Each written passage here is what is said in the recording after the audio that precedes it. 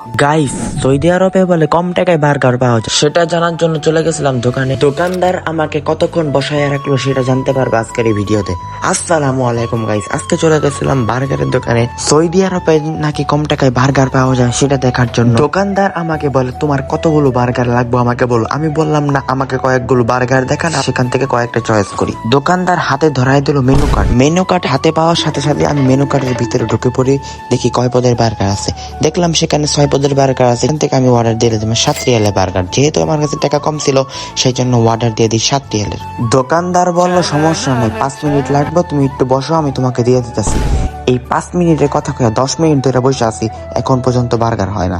দোকানদার বলল তোমার ফ্যান ফলোয়ারদেরকে বলো আমাদের ইনস্টাগ্রাম আইডিটাকে ফলো দিতে, তাহলে তোমাকে একটা বার্গার ফ্রি দিতে দিব। আমি বললাম লাগবে না।